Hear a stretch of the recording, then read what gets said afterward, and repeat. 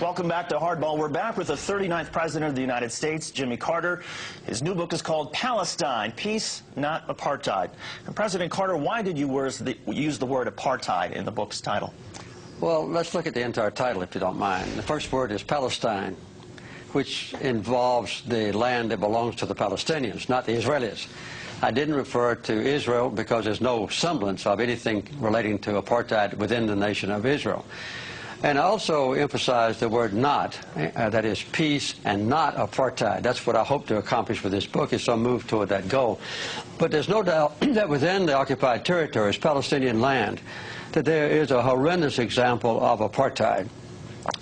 The occupation of Palestinian land, the confiscation of that land that doesn't belong to Israel, the building of settlements on it, the colonization of that land, and then the connection of those isolated but multiple settlements, more than 200 of them, with each other by highways on which Palestinians can't travel, and quite often where Palestinians cannot even cross.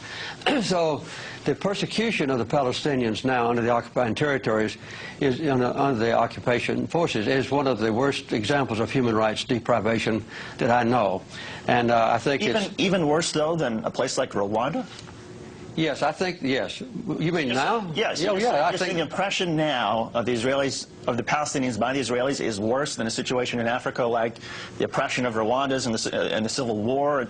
I'm not going back into ancient history about Rwanda, but right now, the persecution of the Palestinians is one of the worst examples of human rights abuse I know, because the Palestinians... When you're talking about right now, you're not talking about, say, I'm not talking about ancient history, no. Well, Rwanda wasn't ancient history, it was just a few years ago. You can talk about Rwanda if you want to. I want to talk about Palestine.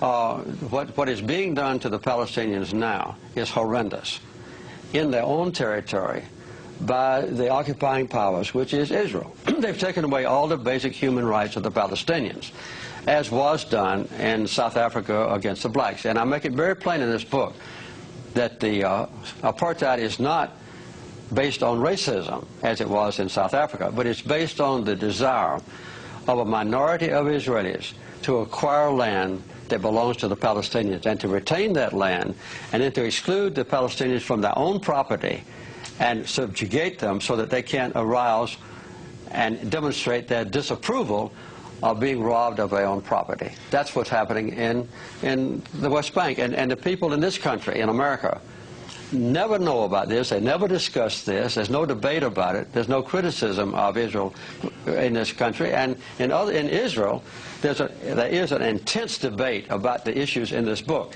In this country, no. I agree. I mean, I wish we had that sort of debate that they're having in Israel. I wish we had that in the United States. But give us a sort of sense, how much of the responsibility for the conflict, the Israeli-Palestinian conflict, do you think belongs to the Israelis for their tactics like seizing land and occupying territory that didn't belong to them? How much of it is the responsibility of the Palestinians for their suicide terror attacks and their bombings within Israel proper? Well, as a matter of fact, the basic cause of the conflict is a sustained occupation of other people's land by the Israelis. And this is a direct violation of United Nations resolutions. It's a direct violation of the International Quartet's roadmap. It's a direct violation of the commitments that leaders of Israel have made in the past at Camp David when I was president and in Oslo, promising that Israel would withdraw from occupied territories. They have failed to do so.